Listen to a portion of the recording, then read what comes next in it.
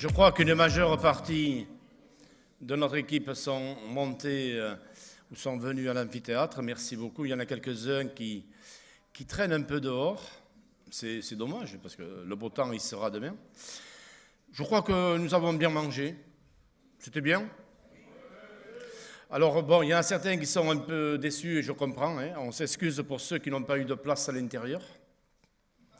Ils étaient en terrasse. Ils se sont plaints. C'est terrible ça. On en donne comme ça, ils en veulent comme ça. Non, le cadre est admirable, c'est merveilleux, il fait beau et on a un paysage magnifique. Je pense que Philippe, bon, on verra à la fin. On prend des précautions tout le temps, on va prendre des précautions d'usage, mais pour le moment, le choix a été bien fait. Donc, on va recommencer cet après-midi de travail qui ne va pas durer très très longtemps, puisque nous avons prévu d'être vers 16h30, 17h sur le circuit de découverte, après que nous ayons fait un tour dans les stands. Donc nous avons une heure et demie de débat. Et nous allons donc accueillir Madame Nathalie Denoblet-Dupoudret, qui va nous parler du changement climatique et peut-être du rôle que l'on peut jouer dedans. Mesdames et messieurs, bonjour. Merci beaucoup pour votre accueil. Je crois qu'on va... Donc moi, je suis directrice de recherche au laboratoire des sciences du climat et de l'environnement. Donc je suis climatologue, physicienne à l'origine, et je m'intéresse depuis quelques années à l'impact du changement climatique dans le monde agricole et au rôle que joue l'occupation des sols sur le climat. Donc c'est ce dont je vais vous parler aujourd'hui. Je vais vous parler un peu des certitudes et des incertitudes sur le changement climatique. Et je vais essayer de terminer, et le petit quiz à la fin est aussi pour qu'on puisse déterminer ensemble ce que nous pourrons faire ensemble. Je vais essayer de terminer en vous montrant que climatologues et acteurs des territoires peuvent travailler ensemble pour mieux anticiper l'avenir. Donc, comment est-ce que je vais structurer cet exposé? Je vais d'abord vous montrer des évidences du changement climatique.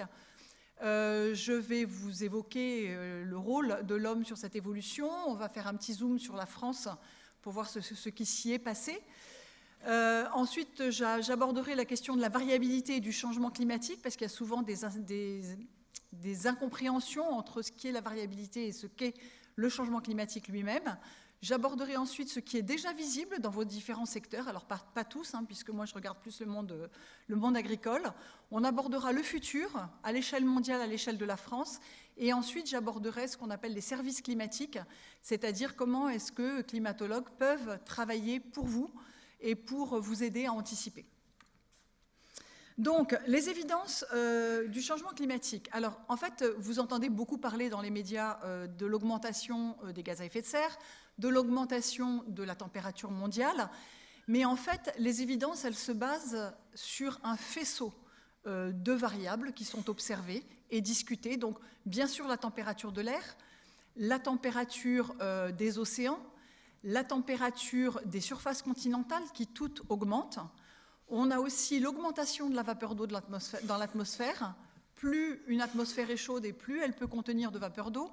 On a des températures de lacs qui augmentent aussi, une diminution du volume des glaciers, une diminution du volume de neige et de la durée de la saison de la neige, une diminution de l'étendue de la banquise et de sa saisonnalité, et une augmentation systématique du contenu thermique de l'océan sur les 500 premiers mètres.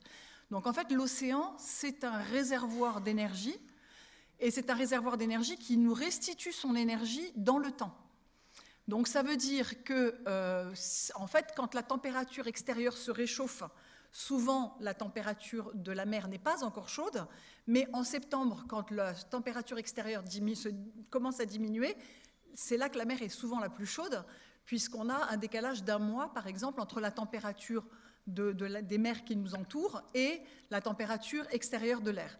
Donc là, c'est pareil, le changement climatique introduit une réserve d'énergie sous forme de chaleur dans l'océan qui nous sera restituée au fil du temps. Ce qui veut dire que si aujourd'hui le climat arrêtait de se réchauffer, eh bien, les océans continueraient à restituer leur chaleur. On a donc une mémoire thermique qui est importante. Et en fait, la certitude du changement climatique en cours se base sur ce faisceau d'évidence qui est incontestable et incontesté aujourd'hui. Alors, en plus de ces variables-là, on a une augmentation des événements extrêmes.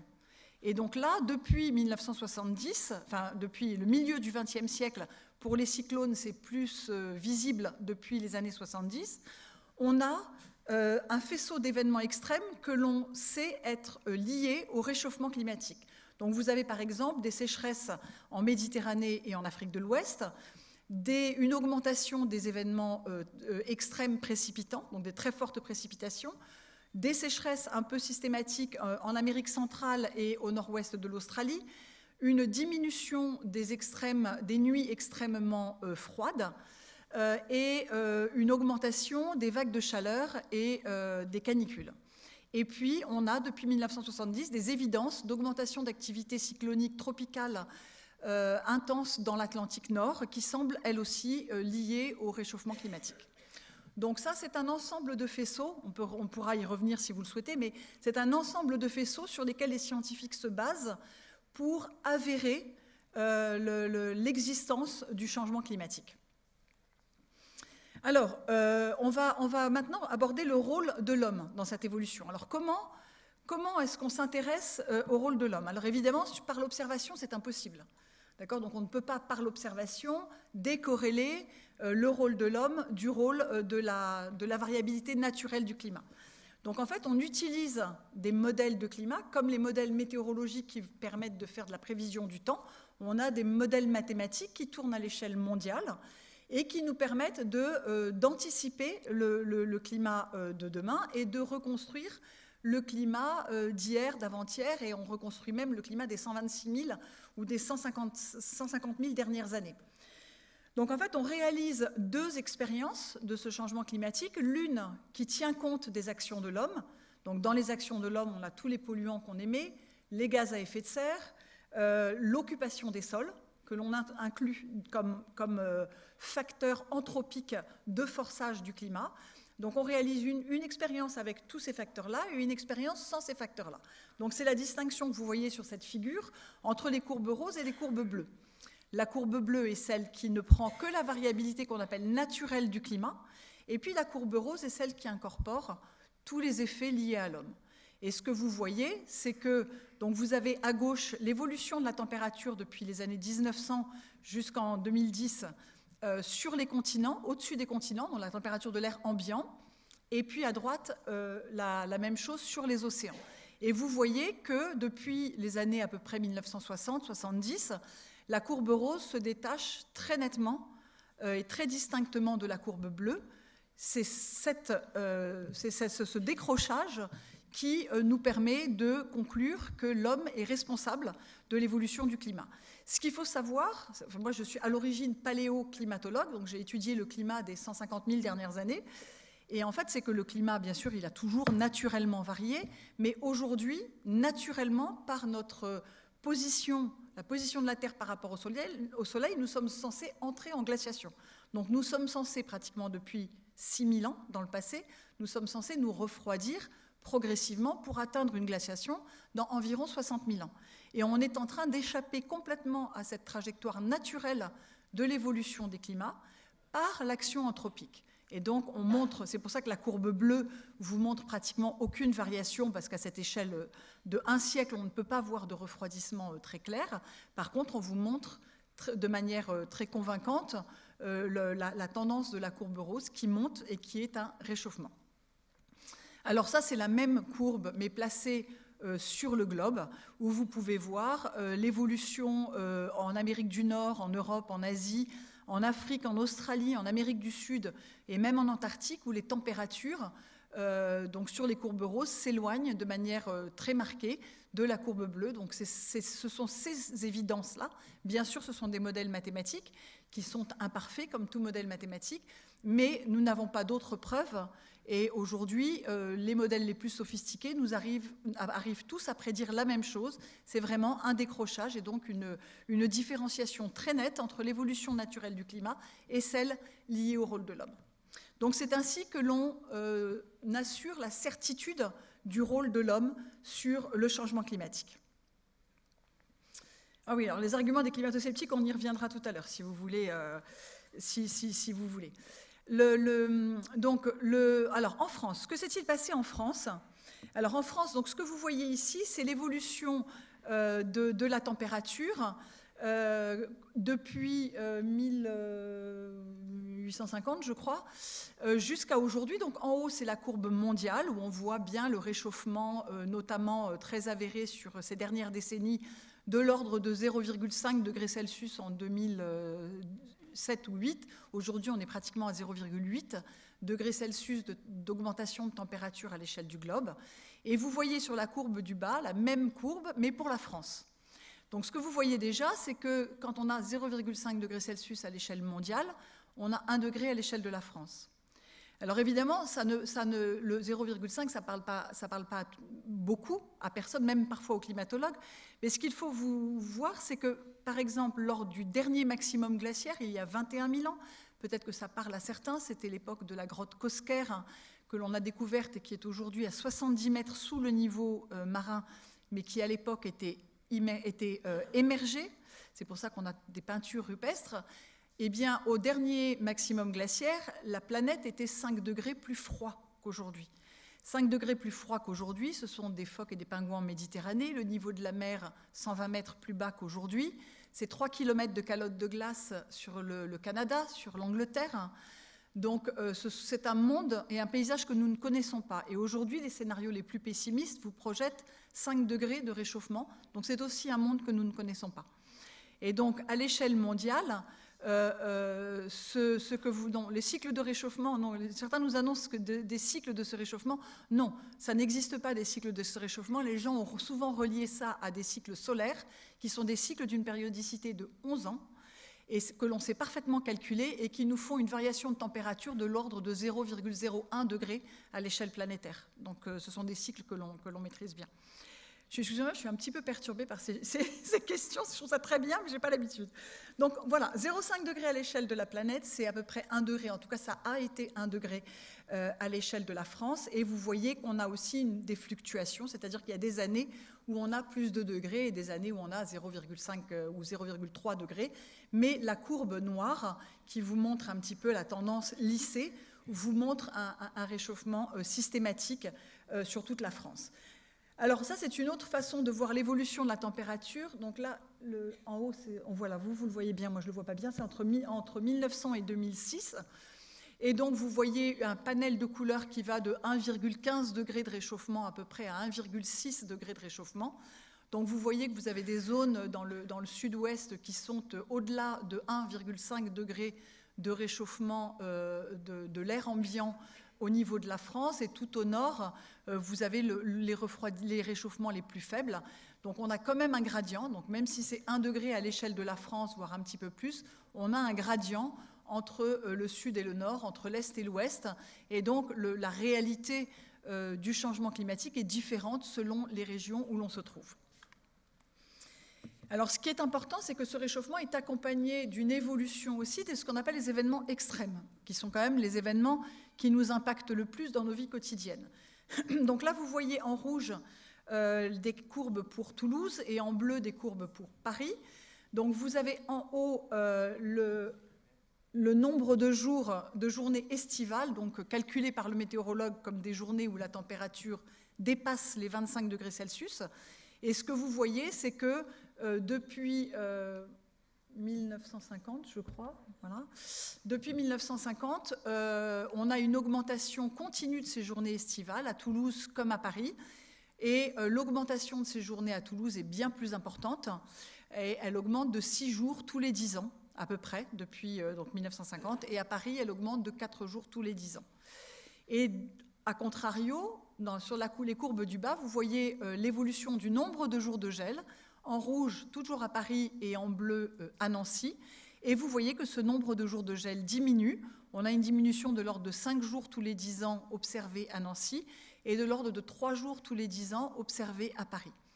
Donc ça, ce sont les choses qui sont importantes, c'est-à-dire qu'une moyenne, encore une fois, de changement climatique annuel a des conséquences sur un ensemble d'autres variables qui sont très impactantes pour nos vies quotidiennes et pour nos activités et qui sont les événements dits extrêmes. Alors, quand on parle de variabilité et de changement climatique, donc cette courbe vous montre un petit peu comme les courbes de température que je vous ai montrées tout à l'heure, la courbe rouge qui vous montre une évolution au cours du temps, avec des accidents. Et donc là, vous voyez que la petite flèche orange vous mesure la variabilité d'une année sur l'autre. Vous savez qu'un mois de juillet ne ressemble pas à celui de l'année d'après. Donc il y a une variabilité qu'on appelle la variabilité interannuelle, qui est une variabilité parfaitement naturelle et qui peut être très importante. Et puis, sur cette variabilité, vous avez cette courbe rouge qui, si vous tracez une tendance, vous voyez que cette tendance est à l'augmentation. Et donc, la flèche bleue vous mesure le changement climatique depuis un horizon de référence représenté par la ligne horizontale. Et donc, ce que vous voyez aussi, c'est que si on ramène les deux courbes côte à côte, eh bien, on peut se retrouver dans un climat plus chaud et pourtant connaître certaines années plus froides que celles que l'on pouvait avoir connues dans le passé. Donc, il faut être très vigilant sur la déformation que l'on peut avoir entre ce qui relève du réchauffement climatique, qui sont des tendances sur plusieurs décennies et qui sont des tendances très lissées, par rapport à une variabilité climatique qui, elle, exprime une variation naturelle d'un système chaotique, qui est le système de l'atmosphère tel que l'on a, qui est un système chaotique, et donc qui va nous donner d'un mois sur l'autre, d'un jour sur l'autre, des variations très importantes. Donc ça, c'est des choses qu'il faut retenir. Par contre, ce que l'on sait et ce que l'on anticipe aussi, c'est que plus le climat se réchauffe, plus le système est chaotique, et donc plus la variabilité est importante. Donc ça, ce sont des choses qu'il faut garder en mémoire. Alors, dans vos secteurs, on va regarder ici l'agriculture. Vous êtes, en tout cas tous les agriculteurs ici et probablement même les autres, savez qu'il y a eu une stagnation des rendements. On a connu une évolution des rendements par le passé, mais depuis fin des années 90, il y a une stagnation des rendements du blé, que ce soit à l'échelle de la France, comme la courbe à droite verte vous l'indique, ou en Aquitaine, comme la courbe en bas orange, ou en Poitou-Charentes, comme la courbe violette en haut à gauche. Donc il y a une stagnation des rendements du blé avec une augmentation de la variabilité interannuelle qui est en partie, pas complètement, mais en partie attribuable à l'évolution du climat. Donc ça, ce sont déjà des évidences dans vos secteurs. On peut faire la même chose pour le maïs. Donc vous avez en bas à gauche l'évolution du rendement du maïs qui lui aussi a commencé à stagner vers la fin des années 90. Mais vous avez une évolution des dates de semis qui sont de plus en plus précoces. Et ça, c'est parce que le climat vous permet de semer de plus en plus tôt. Et puis une évolution de l'humidité du grain à la récolte qui diminue de plus en plus au fil du temps. Et là, c'est parce qu'effectivement, il y a des températures plus chaudes, donc une évaporation, une perte d'humidité par les grains qui est de plus en plus élevée. Donc ça aussi, ce sont des événements que l'on peut raccrocher à une évolution du climat. Ensuite, si on prend les fruitiers, là, on vous présente à la fois des dates de floraison et des dates de levée de dormance. Donc vous voyez en bas à gauche que pour le pommier à Niort, par exemple, la date de levée de dormance est de plus en plus tardive. Les hivers étant de plus en plus doux, eh bien, la sortie de dormance se fait de plus en plus tard. Par contre, la date de floraison que vous avez pour la poire Williams en haut à gauche ou pour le pommier à Angers sur votre droite, eh bien, ces dates de floraison, elles, sont de plus en plus précoces parce que les printemps et les débuts d'été sont très chauds ou plus chauds, et donc l'accumulation de chaleur par ces plantes se fait de plus en plus vite, et donc la floraison se fait de plus en plus tôt. Donc on peut, si la date de dormance est de plus en plus tardive et la date de floraison de plus en plus précoce, on peut éventuellement imaginer que dans un futur, on puisse avoir des soucis physiologiques de fonctionnement de ces fruitiers. Autre exemple, les dates de vendange. À gauche, Châteauneuf-du-Pape et Tavel, qui sont de plus en plus précoces, là encore. Je pense que c'est un scoop pour personne. En 50 ans, par exemple, la date a avancé de plus d'un mois. Et donc, là aussi, on peut raccrocher ces dates de vendange à un raisin qui est prêt de plus en plus tôt parce qu'il fait chaud, parce que les températures sont très élevées, et donc que le temps des vendanges arrive. Et à contrario, l'augmentation du sucre, là, ici, dans le Riesling en Alsace, augmente de plus en plus sous l'effet des températures élevées.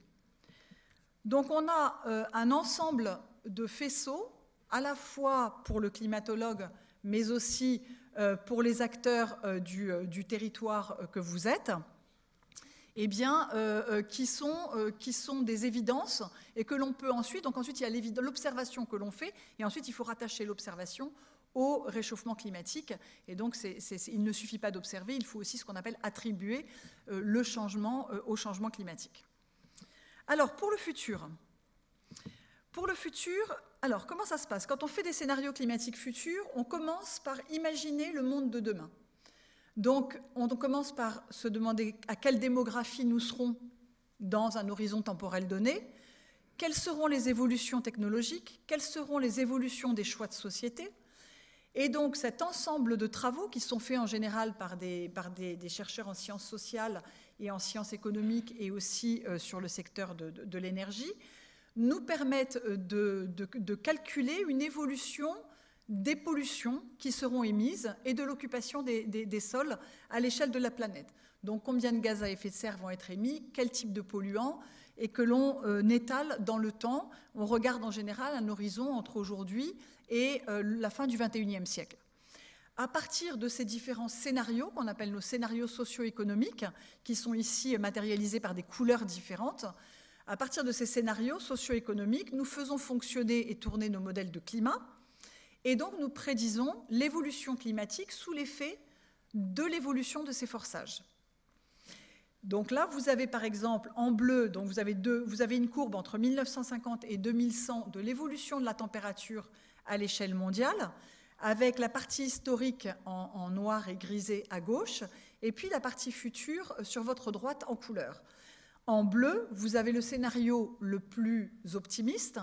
C'est le scénario dans lequel on pense qu'on sera capable de faire en sorte que notre monde ne dépasse pas les 2 degrés Celsius.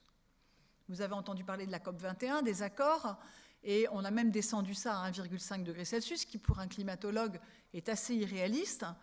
Mais l'idée, c'est de pouvoir rester en dessous de 2 degrés Celsius. Donc c'est le scénario bleu où vous voyez que vers à peu près 2040-2050, on pourrait potentiellement arriver à stabiliser le réchauffement légèrement en dessous de 2 degrés Celsius. Et puis vous avez la courbe orangée qui, elle, monte et continue à monter jusqu'en 2100 où elle atteint entre 3,5 et 5,5 degrés de réchauffement en fonction des modèles climatiques que l'on utilise. Et donc là, c'est un monde dans lequel nous ne faisons rien. Nous continuons à vivre comme nous vivons aujourd'hui, nous continuons à consommer comme nous consommons aujourd'hui, nous continuons à produire le même type d'énergie que celui que nous produisons aujourd'hui. Donc vous voyez qu'il y a une différence quand même assez importante entre ces deux mondes-là. Et rappelez-vous, je vous ai dit, 5 degrés de moins, c'est un monde glaciaire. Donc 5 degrés de plus, c'est un monde que nous ne connaissons pas aujourd'hui. Oui, les dinosaures, c'était une époque où il y avait un taux de CO2 extrêmement élevé dans l'atmosphère. Donc voilà, donc, ce qui est intéressant aussi, c'est ce que je vous ai mis comme flèche horizontale rouge, c'est qu'il y a une période pendant laquelle, quel que soit le scénario socio-économique que l'on prend, que l'on choisit, eh bien, le changement climatique est le même. Et il est le même parce qu'il est l'héritage du passé. Je vous ai parlé de contenu thermique de l'océan. Les océans ont une mémoire de ce qui s'est passé. Les glaces, que ce soit du permafrost ou les glaciers ou les grandes calottes de glace comme l'Antarctique et le Groenland, ont une mémoire de ce qui s'est passé. Donc leur temps de réaction est très lent. Ce n'est pas comme l'atmosphère qui a un temps de réaction de quelques jours. Le temps de réaction s'étend de plusieurs centaines d'années à quelques milliers d'années. Et donc, en fait, même si nous arrêtions de vivre tout simplement aujourd'hui, nous continuerions à voir le climat se réchauffer au moins jusqu'en 2040. Donc, quel que soit le scénario socio-économique, eh bien, les choses sont déjà amorcées. Donc, dans les 30 ou 40 prochaines années, nous allons, entre guillemets, payer pour ce qui s'est passé auparavant.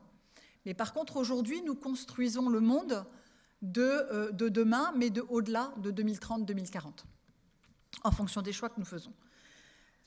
Alors, ce qui est intéressant aussi, c'est que cette courbe vous montre sur l'axe vertical les changements de température par rapport à la période 1861-1880, et l'axe horizontal vous montre la quantité de carbone émise par les activités anthropiques. Et ce que l'on voit, c'est qu'on a une corrélation quasiment parfaite entre le niveau de réchauffement et la quantité de carbone émise dans l'atmosphère, la quantité de gaz à effet de serre émise dans l'atmosphère. Cette corrélation est quasiment parfaite. Ce qui va changer, c'est le temps, le moment auquel on atteindra les 2, les 3 ou les 4 degrés Celsius. Donc la première barre horizontale verte vous montre un monde à 2 degrés Celsius, et vous voyez que dans un des scénarios, eh bien, ces 2 degrés ne sont jamais atteints. C'est le scénario dont je vous ai parlé tout à l'heure. Pour un autre scénario, ce niveau est atteint en 2050, et pour le scénario le plus extrême, ce niveau de réchauffement est atteint en 2040. Voilà, donc on change les choses, mais par contre, la corrélation entre la quantité de gaz à effet de serre émise et la température, elle, est quasiment indiscutable. Alors, comme tout à l'heure, hein, si on se projette dans le futur, un monde plus chaud nous donne un monde avec plus d'événements extrêmes. Donc là, vous avez par exemple en haut à gauche la fréquence des jours les plus froids. Et en fait, il y a de moins en moins de jours froids, et les jours les plus froids sont de moins en moins froids. D'accord ? Donc on a effectivement, ça correspond à ce qui avait été observé, par exemple, sur le nombre de jours de gel. Voilà, on a une continuité et une continuation de cette tendance-là. Et par contre, les jours de chaud, les jours les plus chauds sont de plus en plus chauds, et les jours les plus chauds sont de plus en plus nombreux. Ça, c'est pour les températures. On peut faire la même chose pour les précipitations, où on voit à gauche que si on compte les périodes de 5 jours pluvieux consécutifs les plus humides, si on ne regarde que cela, eh bien, ils sont encore plus humides qu'ils ne l'étaient dans le passé. Donc, en fait, on va aggraver les extrêmes de précipitations, et l'intensité des pluies pour les événements les plus pluvieux augmente aussi avec le réchauffement climatique. Donc, en fait, on a une atmosphère plus chaude qui peut contenir plus de vapeur d'eau, et au moment d'un événement précipitant, eh bien, il y a plus d'eau qui condense, et plus de vapeur d'eau qui se condense et qui tombe sous forme de précipitation. Ce sont des choses qu'on observe déjà. On ne peut pas aujourd'hui rattacher chaque événement au réchauffement climatique. On n'a pas de profondeur temporelle suffisante pour pouvoir faire des statistiques correctes. Par contre, dans le futur, dans nos scénarios climatiques, où là on a un faisceau d'années important, on est capable de sortir ces statistiques et de dire que ce sont des choses qui vont se produire. Alors, quel futur pour le climat? Donc là, on vient de voir le monde en France. Alors donc là, on regarde plutôt l'Europe de l'Ouest. Donc vous avez en haut des cartes qui vous montrent une évolution en été. Vous avez en bas une carte qui vous montre une évolution en hiver. À gauche, ce sont les moyennes des températures estivales et hivernales. Et à droite, ce sont les événements extrêmes, les plus chauds en haut et les plus froids en bas. Donc ce que vous voyez, c'est qu'en été, on a un gradient que nous connaissons bien, hein, un gradient nord-sud qui s'accentue, donc avec un réchauffement plus marqué dans le sud que dans le nord, mais on a aussi un gradient est-ouest par rapport à l'Europe, avec les masses continentales de l'Est qui vont se réchauffer encore plus. Mais ce que l'on voit aussi, c'est que l'augmentation des événements de type caniculaire est plus importante que l'augmentation du réchauffement moyen. Donc les températures lors d'événements caniculaires augmenteront plus que n'augmentera la moyenne estivale de la température. Et puis, pour la partie hivernale, la moyenne des hivers, vous voyez que ce sont surtout les pays donc scandinaves qui ressortent, et puis les paysages de montagne qui vont subir, donc partout où il y a de la neige, on aura un effet d'augmentation des températures plus élevées. Et puis, par contre, sur la partie des extrêmes de froid, les choses sont un peu moins tranchées que pour la partie extrême de chaud que l'on voyait plus haut. Et donc, le contraste entre la moyenne saisonnière et la moyenne hivernale est moins marqué. Si on regarde la même chose pour les précipitations cette fois-ci, vous avez, alors à chaque fois que vous avez des petits points sur la carte, des petits points noirs, ce sont des zones sur lesquelles on est certain que le changement va bien être dans ce sens-là.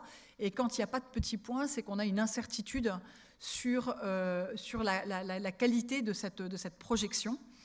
Donc, ce que ça vous montre, c'est que parfois, toutes les fois qu'on est dans le jaune ou dans le orange, ce sont des diminutions de précipitations. Toutes les fois que nous sommes dans le vert bleu, on est dans une augmentation de précipitations. Donc, vous voyez en été plutôt un assèchement, même si les événements précipitants que vous voyez sur la droite sont beaucoup plus pluvieux, hein, on voit bien du bleu sur la courbe en haut à droite, eh bien les événements fortement précipitants seront encore plus pluvieux. Par contre, la moyenne estivale de la pluie aura tendance à diminuer en été, et notamment sur la façade atlantique et sur les zones très continentales. En hiver, c'est plutôt une augmentation un peu généralisée des précipitations, sauf au niveau du bassin méditerranéen, avec une augmentation aussi des extrêmes de précipitations, donc des événements fortement pluvieux, encore plus pluvieux. Donc ça, c'est un cadre un petit peu général pour l'Europe. C'est une autre façon qui a été, je vous encourage à lire ce numéro de Science et Avenir qui est sorti, je crois, en 2000, j'ai dû le marquer là, 2005 2015, oui c'est ça, 2015, et qui vous montre finalement un déplacement des climats que vous connaissez. Donc on voit que Paris pourrait ressentir le climat de Toulouse à l'horizon 2050, dès l'horizon 2050. Donc vous voyez, je pense que le diaporama vous sera distribué pour que vous puissiez le regarder, mais je trouve que c'est une façon assez intéressante de voir comment est-ce que finalement les climats auxquels vous êtes habitués dans votre ville va finalement ressembler à celui qui aujourd'hui est dans une ville qui est beaucoup plus au sud. Et pour un Parisien, quand on regarde Toulouse, c'est plutôt l'endroit où on a envie d'aller vivre. Et puis on se dit, finalement, en attendant un petit peu, ça va peut-être venir à nous. Et finalement, c'est peut-être pas si désagréable que ça. 2003 en Normandie, c'était quand même très très agréable. Et en 2004, tous les touristes se sont précipités en Normandie, mais le climat n'y était plus aussi favorable qu'en 2003. Donc voilà, donc c'est quand même assez intéressant. C'est une façon de s'approprier l'évolution du changement climatique dans nos régions, qui a un petit côté ludique et assez réaliste. Alors, ensuite, je voudrais aborder finalement ce pourquoi je suis là aussi. Il n'est pas juste vous informer sur le changement climatique, ses réalités, le comment et le pourquoi. C'est en fait aussi que les climatologues, je pense, sont en train de se mettre en ordre de marche pour aider. Alors ici, entre autres, les acteurs des territoires, et c'est ce qu'on appelle les services climatiques. Alors je vais vous donner une définition qui a été élaborée par l'Alliance pour l'environnement, appelée ALENVI, que certains d'entre vous connaissent peut-être. Et donc c'est l'ensemble des informations et des prestations qui permettent d'évaluer et de qualifier le climat passé, présent et futur, d'apprécier la vulnérabilité des activités économiques, environnementales, etc., et de la société au changement climatique. Donc là, en l'occurrence, on peut parler de vulnérabilité de vos territoires, et de fournir des éléments pour entreprendre des mesures d'atténuation et d'adaptation. Donc l'idée est bien de dire, est-ce qu'ensemble, nous pouvons construire des indicateurs, par exemple, qui soient pertinents, qui vous montrent et qui permettent de mesurer la vulnérabilité de vos activités au climat. Parce qu'en fait, on pense tous connaître notre vulnérabilité au climat, mais quand il s'agit de l'exprimer avec des indicateurs que l'on puisse quantifier, que l'on puisse calculer dans le passé, le présent et le futur, dans lesquels on puisse construire une confiance et qui nous permettent de nous projeter, ce sont des choses qui sont un petit peu plus compliquées. Donc l'idée, c'est de travailler sur ce genre d'outils. Alors, les services climatiques, Je vais vous couper un exemple sur lequel je suis tombée. Oui, parce que vous en avez parlé avec Donald Trump, je pense que ça ne sert à rien. Vous savez, je pense qu'il y a une chose qu'on a appris dans nos métiers, c'est que de parler avec un climato-sceptique, ça ne change rien. Donc je pense qu'il faut continuer à travailler, et les climato-sceptiques finiront par s'effondrer d'eux-mêmes, parce que de toute façon, leurs arguments ne tiennent pas la route. Mais bon, je ne suis pas sûre d'avoir envie de parler avec M. Trump, en fait, mais bon. Un article sur lequel je suis tombée la semaine dernière, en fait, donc c'est pour ça que j'ai choisi activité anthropique, excusez-moi, c'est l'activité de l'homme. Ça s'écrit A-N-T-H-R-O-P-I-Q-U-E, et donc c'est l'activité due à l'homme, donc anthropocène, anthropique, etc. C'est en fait, les Jeux olympiques d'hiver seront-ils encore possibles dans un monde plus chaud? Je me suis dit qu'en touchant ça, je touche un petit peu tout le monde quand même. Voilà, alors en fait, il y a un travail qui a été fait, que vous voyez ici, sur une carte d'évolution de la température mondiale du globe. Donc vous voyez que des températures chaudes, hein, dans le jaune, rouge ou orange, sauf dans certaines petites poches océaniques et dans l'est de l'Amérique du Nord où il y a quelques zones qui ne se sont pas vraiment réchauffées. Vous voyez positionner des petits diamants, des petits diamants noirs, hein, qui sont les villes où ont eu lieu les Jeux olympiques depuis 1924. Et ce que l'on voit, c'est que eh bien, toutes ces villes sont situées dans les zones où les réchauffements climatiques ont été les plus forts. D'accord ? Puisqu'évidemment, les Jeux olympiques d'hiver ont besoin de neige, et les changements climatiques les plus forts se passent dans des zones où on a de la neige ou de la glace. Donc, ce n'est pas anormal que les réchauffements climatiques les plus forts soient observés là.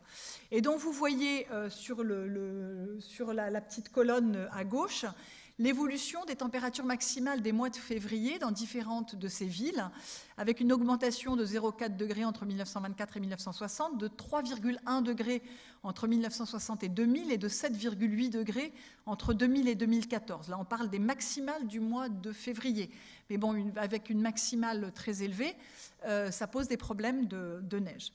Donc, en discutant avec des organisateurs des Jeux olympiques, en co-construisant des indicateurs, en fait, les climatologues et les organisateurs sont arrivés à deux indicateurs qu'ils pensent chacun être indispensables pour qu'on puisse faire des Jeux olympiques d'hiver. Donc, un, que la probabilité des températures moyennes journalières soit toujours inférieure à 0 degré, donc on soit toujours en dessous du seuil de gel, et une possibilité aussi de maintenir une couverture de neige d'au moins 30 cm d'épaisseur, même si cette neige est travaillée par une technicité avancée. Donc on ne rejette pas la technique, mais il faut quand même qu'il y ait toujours une capacité de maintenir à minima 30 cm de neige. Donc fort de ces deux indicateurs, ils se sont projetés dans le futur et ont examiné un ensemble de faisceaux de scénarios climatiques. Et alors, on va prendre un petit peu de temps pour regarder cette carte. Donc déjà, quand c'est rouge, c'est que c'est pas possible de faire des Jeux olympiques d'hiver, en tout cas au mois de février, dans ces villes-là dans le futur. Quand c'est orange, c'est que le risque est grand de pouvoir ne pas tenir les JO. Et quand c'est vert, c'est que c'est bon. Et tout ce qui est au-dessus, donc dans le demi-cercle du dessus, c'est avant 2050. Et dans le demi-cercle du dessous, c'est entre 2050 et 2100. Alors, ce qui est intéressant, c'est que vous voyez, par exemple, les courbes en rouge. En rouge, ça veut dire que quel que soit le scénario socio-économique, il y a au moins 4 stations qui ne pourront plus accueillir les JO d'hiver dès 2050. C'est Grenoble, Chamonix, Innsbruck et Sochi. Ensuite, en vert, par contre, vous avez, quel que soit le scénario socio-économique, quel que soit l'horizon temporel, il y a à minima 3 stations qui pourront toujours accueillir les JO d'hiver, c'est Sapporo, Beijing et Pyeongchang en Corée. Et puis, des villes comme Lillehammer, par exemple, eh bien, à l'horizon 2100, les JO d'hiver ne seront peut-être plus possibles, mais avant, ça continuera d'être possible. Donc, c'est assez intéressant parce que là, vous avez... on est dans des statistiques, hein, puisque là, ce sont des pourcentages. On a mis des couleurs pour rendre les choses un peu plus visibles, mais c'est le genre de choses qu'un service climatique est capable de construire, dire quels sont les indicateurs pertinents, comment ont-ils évolué dans le passé, est-ce que leur évolution dans le passé est corrélée au changement climatique? Si oui, quels sont les risques que l'on dépasse un certain nombre de seuils dans le futur? Alors, des services climatiques pour les mondes agricoles et forestiers. Alors, par exemple, 2016. 2016, perte de rendement très importante pour le blé. Donc, c'est ce que vous montre la carte où tout ce qui est en jaune et orange, notamment, sont les régions qui ont le plus souffert des problèmes de rendement.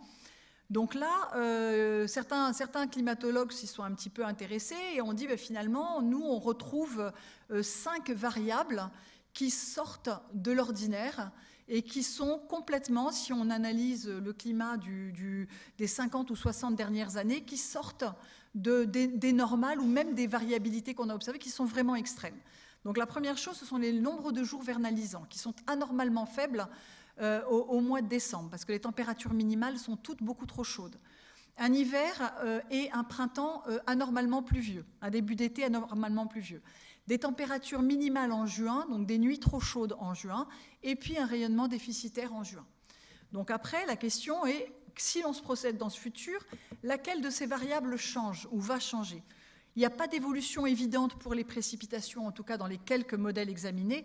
Contrairement aux études qui ont été faites pour les JO, là c'est un nombre faible de scénarios qui ont été regardés, donc il faut renforcer les statistiques. Par contre, ce qui ressort, c'est le nombre de jours vernalisants anormalement faibles, qui lui va continuer à décroître dans le temps. Donc il va se poser de manière évidente de réels problèmes de vernalisation. Il n'y avait pas encore, au moment où j'ai préparé ma présentation, les résultats pour le rayonnement n'étaient pas encore sortis, donc je ne peux pas vous dire si les problèmes de rayonnement vont se produire de manière plus aggravée dans le futur ou pas. Après, on peut se projeter aussi sur des arbres, sur les forêts. Donc là, vous avez une projection en 2085, que vous voyez en bas à droite, de la possibilité des aires potentielles de croissance du chêne pubescent. Donc vous voyez en haut à gauche à peu près sa localisation géographique, ou en tout cas ses aires de viabilité en 2015. Donc plus on est dans le vert, plus l'air, et plus on est dans le vert tendre ou très flash, c'est que ces zones sont des zones vraiment de forte viabilité. Et ce que vous voyez, c'est qu'en 2085, eh bien, ces zones de possibilité d'existence de cette espèce augmentent et envahit quasiment toute la France avant la fin du XXIe siècle. Donc ça, ce sont peut-être des types d'indications ou d'indicateurs qui peuvent aider aux réflexions sur les essences ou les espèces à planter. Autre exemple pour les forêts, des indices de sensibilité des forêts aux feux estivaux. Donc vous avez en haut à gauche la moyenne de ces risques pour la période 1989-2008. Donc dans le rouge, on a un indice moyen qui est élevé. Dans le vert, on a un indice de risque qui est très faible. Et vous voyez à droite, autour de 2060, le risque d'avoir des feux de plus en plus fréquents et surtout intenses. Et donc vous voyez que ces taches rouges et oranges augmentent énormément, donc dans la partie sud-ouest, sud, mais aussi dans la partie centrale de la France. Donc on a un risque d'avoir des problèmes de feu de plus en plus récurrents. Donc ça, c'est encore un autre exemple de choses qu'on peut faire. Une étude qui a été faite sur le débit moyen des rivières, en comparant deux périodes, 1961-1990 et 2045-2065, donc en gros fin du XXe siècle, deuxième moitié du XXe siècle et milieu du XXIe siècle. Et en fait, on est dans le jaune, orange et rouge partout, c'est-à-dire qu'on a une décroissance systématique du débit moyen des rivières partout en France, très forte dans le sud, mais pas que dans le sud. Plus le triangle est gros et plus la certitude est grande. Donc on peut se projeter là aussi sur des problèmes de déficit en eau et donc une réflexion sur les choix des cultures, les techniques d'irrigation, etc. Alors, je vais conclure en plusieurs étapes. Donc, le premier, côté climat. Côté climat, les évidences donc, que le changement climatique est bien en cours s'accumulent et sur toutes sortes de variables et toutes sortes de grandeurs. Hein. Donc, encore une fois, on imagine théoriquement ce que veut dire un climat plus chaud, la réponse d'un certain nombre de variables, et ensuite on observe ces variables-là et elles montrent toute la même tendance. Ce changement climatique est bien lié aux actions humaines, et notamment à l'augmentation des gaz à effet de serre dans l'atmosphère. Le réchauffement en France est supérieur à celui au réchauffement mondial. Donc quand vous voyez, quand les journaux vous disent tant de degrés de réchauffement à l'échelle planétaire, vous savez qu'en France, c'est plus élevé. Il y a beaucoup de disparités régionales. Hein. Tout à l'heure, je vous ai montré un réchauffement estival plus important au sud qu'au nord, une augmentation des précipitations hivernales plus importante au nord qu'au sud. Donc, il y a un véritable besoin de territorialiser les changements climatiques. Ça, ce sont des choses que nous ne faisons pas assez, nous, les climatologues, qu'il faut faire, c'est-à-dire que vous soyez en mesure de vous approprier déjà l'évolution du climat de vos territoires et ce qui va advenir avec des indicateurs qui soient pertinents pour vous. Les changements les plus forts concernent malheureusement la fréquence et l'amplitude des événements extrêmes, plus que les valeurs moyennes. Donc ça, ce sont des aspects très importants. Et la variabilité climatique, qu'elle soit intra-annuelle, c'est-à-dire saisonnière, et interannuelle, augmente avec le réchauffement climatique. Et donc on va vivre ces années un peu qui ne se ressemblent vraiment pas d'une année sur l'autre de plus en plus. Côté services climatiques, on a déjà beaucoup d'évidence que le réchauffement a des effets en agriculture, en hydrologie, sur les arbres fruitiers, sur les forêts. Donc il y a déjà beaucoup de choses sur, je n'ai pas parlé de toutes les espèces invasives, je n'ai pas parlé des prédateurs, mais là aussi il y a beaucoup de choses qui sont évidentes. Ce qui est très nouveau, en tout cas pour le climatologue, c'est la rapidité des changements. Bien sûr que le climat a changé dans le passé, hein, on a eu des ères très très chaudes et des ères très très froides, mais jamais avec cette période de temps. Une rentrée dans la glaciation pour passer du climat qu'on a aujourd'hui à 5 degrés plus froid, dans le passé ça prend 60 000 ans. D'accord ? Donc aujourd'hui on va vivre ça en 100 ou 150 ans. Donc la rapidité du changement était quelque chose d'extrêmement important puisque du coup, certaines espèces comme les ravageurs peuvent se déplacer assez rapidement, mais les arbres ne se déplacent pas aussi vite. Donc on va avoir des superpositions de niches qui sont des choses qu'on n'avait pas vues jusqu'à présent dans le passé.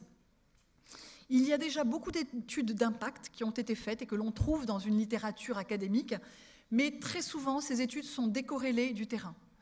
Et je pense que l'arrivée des services climatiques, pour cela, est un nouveau métier pour nous, climatologues, un métier pour lequel on va aussi, qui j'espère, va être créateur de métiers. Mais il faut qu'on arrive à des choses qui soient co-construites. Quels indicateurs sont utiles pour mesurer votre vulnérabilité au climat? On recherche systématiquement ces indicateurs dans nos scénarios climatiques passés. On les corrèle ou pas au changement climatique. Il y a des événements qui resteront anormaux, que l'on ne peut pas corréler au changement climatique. Tout événement extrême n'est pas corrélable au changement climatique, donc il faut savoir le dire et le reconnaître. Et ensuite, on peut rechercher systématiquement dans l'ensemble des scénarios climatiques futurs les risques d'occurrence de ce genre d'événement et donc se préparer pour voir si la vulnérabilité est susceptible d'augmenter ou pas. On fera après les discussions un petit quiz juste pour voir un petit peu quelles sont les années qui vous ont marqué et puis pour peut-être moi commencer à réfléchir avec vous sur ce qui pourrait être fait. Alors je voudrais terminer par cette slide. Je pense qu'il est indispensable aujourd'hui d'apprendre ensemble. C'est-à-dire qu'il y a la méthode suivi observatoire, donc je pense que Frédéric Levrault en parlera peut-être demain lors de la table ronde avec ces observatoires qui s'appellent Oracle. Donc il faut suivre et il faut, si nous avons besoin nous avons tous besoin de construire une confiance dans des indicateurs que nous aurons co-construits et on va avoir confiance en regardant dans le passé et en voyant si l'indicateur, quand on retrace le passé, il exprime bien ce que vous avez vécu. Donc ça veut dire qu'il faut suivre, il faut mesurer, il faut emmagasiner des données, parce que sans données, on ne peut pas avancer. Donc ensuite, on a la co-construction qui va nous permettre, qu'il va falloir évaluer, confronter au vécu et à l'observation. Il y a l'apprentissage, c'est-à-dire qu'il va falloir que les premiers indicateurs qu'on va développer ne seront pas les bons. On reviendra en arrière, on va les corriger, vous allez en trouver d'autres. Et puis l'idée, c'est que tout ça, ça permette d'anticiper, que ce soit des itinéraires culturaux, réflexion sur des nouvelles variétés, voilà, des investissements que les uns et les autres vous pouvez faire. Donc je pense que je vais m'arrêter là, mais je pense que cette idée d'apprendre ensemble et de suivre, d'observer ensemble, d'analyser, est quelque chose qui ne vous prendra pas forcément énormément de temps si on le fait intelligemment. Le travail est plus dans le camp, je pense, du climatologue, mais par contre, il ne peut pas le faire sans vous. Parce que sinon, il va faire ce qu'il a fait dans le passé, c'est-à-dire faire des très beaux articles, mais qui ne vous seront pas utiles, et l'objectif, c'est de vous être utile à partir de maintenant. Je vous remercie.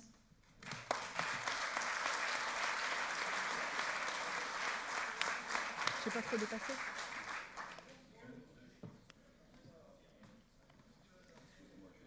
Oui, non mais je pense que le quiz on le fera après, peut-être qu'on va faire une question. Oui, mais je vais expliquer le quiz tout de suite. Oui, d'accord. Si ça vous fait rien. Non, Merci. Donc techniquement, et là il va y avoir les questions-réponses avec Madame Noblet-Ducoudre. Ensuite, vous aurez le quiz. Alors, écoutez-moi bien. Pour le quiz, vous avez tous le boîtier. Vous allez avoir une question. Vous ne votez uniquement au moment où vous allez avoir un petit décompte vert. Vous avez 10 secondes à chaque question pour répondre. Vous allez avoir un petit décompte vert. Ne commencez à appuyer sur votre tablette uniquement lorsque le décompte se met en route vert, où c'est marqué « Votez maintenant ». Si vous le faites avant, ça ne sera pas pris en compte. You understand? Right.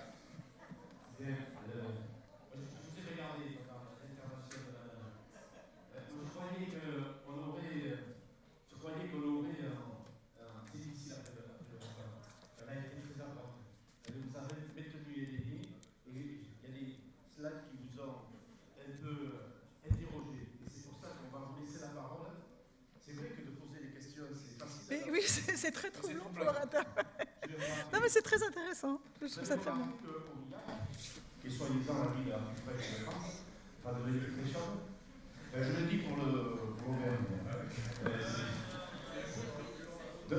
Donc, il va y avoir de la vie en montagne. Il y a l'interrogation qui a été, mais pourquoi pas? Alors, c'est vrai qu'il va y avoir. Alors, est-ce que c'est notre génération qui doit réfléchir à ça? C'est vraiment des échanges que nous avons à avoir, de profiter de la très bonne relation que nous avons pour pouvoir apporter quelque chose au moulin. Alors, il y a toutes les questions pour que madame puisse nous répondre. Oui. Alors, il y a un micro pour cela, voilà, madame. J'ai envoyé un SMS qui m'a pas pris. Mais si, non mais attendez, j'ai pas répondu à tous. Hein. Non, attendez, repose la question. Oui, allez-y. Bonjour madame. J'ai envoyé un SMS qui m'a passé. Voilà, c'est pas grave, mais je pose des questions. Mais voilà. Qu'est-ce que j'avais dit? Mais voilà. Mais vous les avez pas. Pour essayer de nous rassurer, pourriez-vous quantifier les bienfaits de nos professions? Parce qu'on n'en parle jamais. Là, on parle des conséquences, etc. Des bienfaits de vos professions ou de... Parce que là, il y a... Nos professions, nous, entrepreneurs de travaux agricoles. Mais je ne connais pas suffisamment tous vos travaux, mais c'est comme tout métier est plein de bienfaits. Je pense qu'on n'a pas pointé... Le changement climatique ne vous pointe pas du doigt, hein, en fait. Non. C'est la première fois que j'entends... Non, je pense que... Non, mais... Nos métiers sont des bienfaits pour l'humanité. Alors, en tout cas, Oui, je pense que le changement climatique n'est pas du tout du fait de vos métiers, il est du fait de nos modes de consommation, avant tout. Et on est tous responsables. On va en parler sûrement. C'est les conséquences et les moyens qu'il va falloir se donner pour essayer de combler les manquements dont vous venez de parler. Moi, je voudrais rajouter quand même qu'on parle beaucoup de changement climatique. Moi, je fais partie des vieux de la vieille. Je me souviens que dans les années 60-80, on a connu exactement les mêmes types d'intempéries. Il faisait beaucoup plus chaud à cette époque-là. On n'avait pas de clim à l'époque, alors c'était peut-être la comparaison peut-être pas bonne, mais on avait des événements climatiques terribles. En 71, on a eu des destructions totales sur de nombreux départements. On en connaît aujourd'hui, on en a encore connu hier soir, mais je pense qu'on s'effraie beaucoup, mais que la mémoire est très courte. Non, non, alors là, je vais vous contredire, je vais me permettre de vous contredire, parce que oui, effectivement, les événements extrêmes sont des événements qui ont existé de tout temps, on est tout à fait d'accord. Mais le climat, c'est quelque chose que l'on regarde dans une grande profondeur temporelle. Et on a des données qui remontent à plusieurs siècles. Donc on est capable aujourd'hui, alors après, ce qui se passe dans une région de manière précise, après il faut examiner les événements les uns après les autres. Ce que j'ai dit tout à l'heure, c'est que tous les événements ne sont pas raccrochés au changement climatique. Mais le changement climatique, c'est évident qu'il est de toute façon à l'œuvre depuis 1870 à peu près. Hein. En fait, c'est la révolution industrielle qui nous a... c'est vraiment à partir de la révolution industrielle qu'on a commencé à émettre très massivement des gaz à effet de serre. Et là, il n'y a pas de contestation. Alors après, ce qui est contestable, c'est l'attribution de tous les événements. Et là, je suis d'accord avec vous. Et malheureusement, les médias ne sont pas toujours... ils aiment bien un petit peu le catastrophisme. Et du coup, voilà, ça peut être un problème. Mais tous les événements ne sont pas raccrochés au changement climatique. On est tout à fait d'accord. Que l'on ait connu des décennies plus froides ou plus chaudes, bien sûr, et que celles que vous avez connues maintenant, peut-être que de mémoire, il y en a eu d'autres avant, oui, mais n'empêche qu'on est sur une pente ascendante, et ça, c'est vraiment incontestable.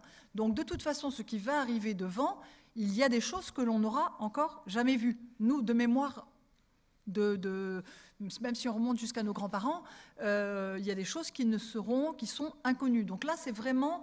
je pense qu'il faut...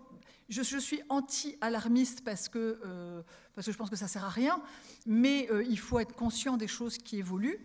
Et ensuite, il faut s'y préparer, il faut se donner les moyens. Et comme vous le dites, il faut se donner les moyens. Et les moyens, ça passe par la connaissance aussi. Et la connaissance aujourd'hui de ce qui va se passer sur nos territoires pour vos activités, sur la bonne mesure de la vulnérabilité de vos activités au climat. En tout cas, le climatologue, lui, il ne sait pas le faire aujourd'hui. Il faut qu'il apprenne à le faire. Parce que sinon, on ne peut pas vous donner des chiffres dans lesquels on a confiance. Aujourd'hui, on ne peut pas vous donner des chiffres. On a confiance à l'échelle mondiale, on a confiance à l'échelle d'un pays en moyenne générale. On n'a pas encore confiance à l'échelle de ce qui va se passer sur certains territoires. Et ça, c'est des choses qu'il faut qu'on développe. Justement, c'est le problème de la moyenne.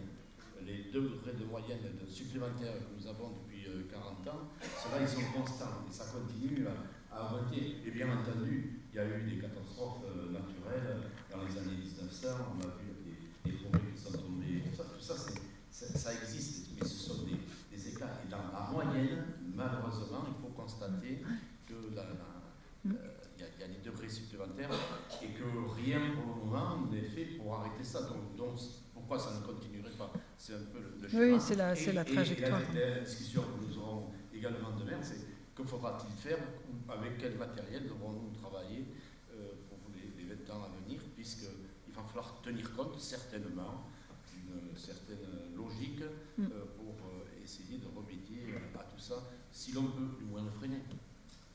Autre question. Pour arriver à quelque chose, il faudra quand même que les scientifiques s'entendent avec les autorités administratives ou politiques et arrêter de nous gonfler avec les gaz à effet de serre, le bilan carbone, l'économie d'énergie, et puis nous faire tout et n'importe quoi, contrairement à toutes ces économies qu'il faudrait faire et puis les conséquences qu'on en tire.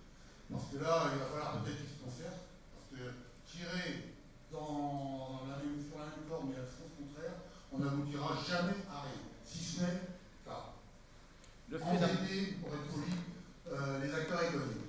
Le fait d'en parler, moi je trouve que c'est très bien aujourd'hui ce que nous avons vu. On a quand même une photo de ce qui s'est passé.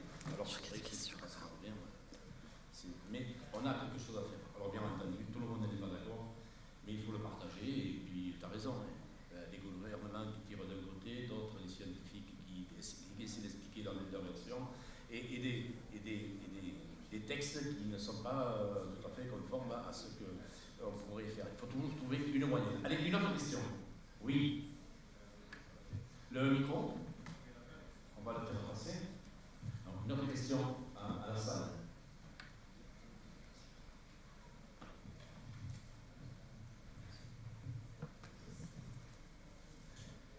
Oui, bonjour. Est-ce qu'on peut prévoir la disparition de certaines productions agricoles dans notre pays, notamment chez du Nord, des baisses de rendement, des betteraves il faut 80-100 tonnes pour s'en sortir. Si on a des betteraves à 40 tonnes, des betteraves sucrières, on n'aura plus de betteraves. Et je pense aussi au poids de conserve. Tout à l'heure, j'ai vu de la vigne en Bretagne, c'est peut-être bien, mais c'est peut-être pas le but du jeu non plus. Voilà ce que je veux dire. Oui, il y a une figure que je ne vous ai pas montrée tout à l'heure, mais que vous trouvez si regardez, vous allez lire la revue Science et Vie que j'ai citée, où effectivement il vous montre des déplacements de la vigne et le Bordeaux passe dans le sud de l'Angleterre. Donc peut-être mieux qu'il vire vers la Bretagne avant et qu'on le garde en France, mais bon. Donc effectivement, est-ce que... alors oui, je pense que oui, on peut arriver à... je pense que c'est l'objectif, c'est-à-dire d'être capable de dire quelles sont les variétés que l'on va pouvoir planter demain, quelles sont celles qu'on ne pourra plus planter demain en certaines régions, et je pense que c'est vraiment vers là qu'il faut aller. Après, je ne suis pas sûre qu'il faille... Simplement, le rendement, c'est une chose importante, mais je pense que je n'ai pas le sentiment que la variable d'ajustement, aujourd'hui, enfin la variable d'anticipation, d'adaptation soit le rendement seulement. Ce qu'il faut savoir, c'est pour pouvoir s'adapter, c'est savoir pourquoi est-ce que le rendement baisse. Donc est-ce que c'est des problèmes des problèmes d'échaudage, est-ce que c'est des problèmes de trop ou de pas assez d'eau, de sécheresse, etc. Donc c'est ça qu'on essaye de commencer à faire, c'est de déterminer pour chaque type de culture, donc ça c'est un travail que moi j'ai commencé à faire avec des agriculteurs autour de moi en Île-de-France, c'est pour différents types de cultures, déterminer finalement les différents stress météorologiques très impactants pour ces cultures, de voir comment ils vont évoluer et en fonction de ça, de commencer à s'intéresser au risque de disparition de certaines variétés et d'apparition de nouvelles. Donc oui, je pense que ça fait partie des choses qu'on est capable de faire. Mais encore une fois, c'est un travail collectif, c'est pas un travail... le climatologue ne peut pas, puisqu'il n'a pas cette connaissance, il ne peut pas le faire seul, et je pense que c'est climatologue, ingénieur agronome, acteur de terrain, institut technique, c'est tout le monde qui doit travailler ensemble pour essayer d'arriver vers ça. Donc c'est ce genre de choses qui est important à savoir, c'est qu'est-ce qui est important pour vous, quels sont les éléments dont vous avez besoin pour pouvoir vous mettre en état d'anticiper. Alors, la question qui vient d'être posée, c'est que sur les cultures agricoles, qui sont des cultures annuelles, mais l'autre question qui suit, voilà. C'est la forêt. On a parlé de fois, quand on plante un arbre, c'est pour 80 ans, 100 ans, 150 ans, quand on est dans des chênes, des chênes en particulier. Et est-ce que cette progression, cette mutation qui pourrait être faite de par les remontées de chaleur, il faut l'anticiper ou il faut la subir? Comment ça marche? Pour la forêt, c'est pas facile. Alors la forêt et la vigne, ils se sont mis en ordre de marche depuis déjà très longtemps. Parce qu'effectivement, la difficulté, c'est ça, c'est que le climatologue, il a plutôt confiance aujourd'hui dans ce qu'il va prédire au-delà de 2050. Et donc, il est sur du temps long. Et sur ce temps long, il est capable de dire des choses avec une certaine certitude. Et la vigne et la forêt est sur le même pas de temps. Donc, sur la forêt et sur la vigne, il y a déjà beaucoup de choses qui ont été entamées. Et donc moi, je ne suis pas spécialiste de ces travaux-là, donc je ne les ai pas, mais je peux vous renvoyer vers des collègues qui savent bien faire. Et effectivement, ça fait très longtemps qu'ils se sont déjà mis dans ce travail-là collaboratif.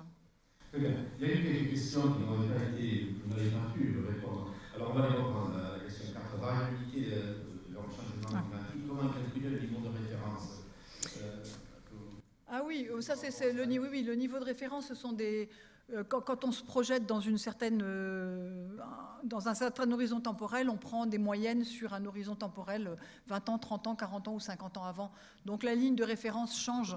Là, le petit graphique que j'ai montré, j'ai pris une ligne théorique et je vous ai juste montré, c'était juste pour expliquer d'un point de vue théorique. Mais à chaque fois, effectivement, on prend un horizon temporel à partir duquel on veut se projeter.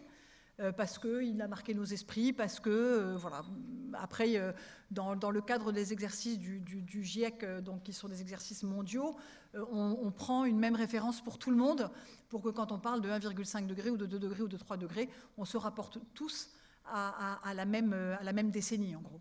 Donc ça, c'est juste effectivement, c'est un calcul mathématique. Il y a la parce qu'une réponse à l'adaptation par rapport à un d'entre nous, c'est l'irrigation de ménage raisonné. Chaque situation, mais peut-être sans subvention, mais quand on parle également, pourquoi ne pas faciliter le stockage de l'eau? C'est justement le financement de ce stockage de l'eau qui... Oui, et puis je suis pas sûre que la technique résolve tout, en fait. Si on a un problème d'eau dans le futur, ce que l'on montre en tout cas en France, voilà, je pense qu'il faut peut-être réfléchir autrement. Je veux dire, je pense qu'on se projette dans un monde qui ne fonctionne pas comme celui que l'on connaît, qu'on va se projeter dans un monde qui va avoir des fonctionnements que l'on ne connaît pas. Donc je ne suis pas sûre que de ne raisonner que par une adaptation technique soit la meilleure solution. Mais c'est une des solutions. Après, moi, je ne peux pas rentrer dans ce... Peut-être que Frédéric demain pourra argumenter un peu là-dessus, mais voilà, on a... La ville en Bretagne, vous la voyez? Bah écoutez, pourquoi Il pas. ne sera pas. Mais si j'ai bien compris, la vigne, c'est pas qu'un problème de climat, c'est aussi un problème de sol. Hein.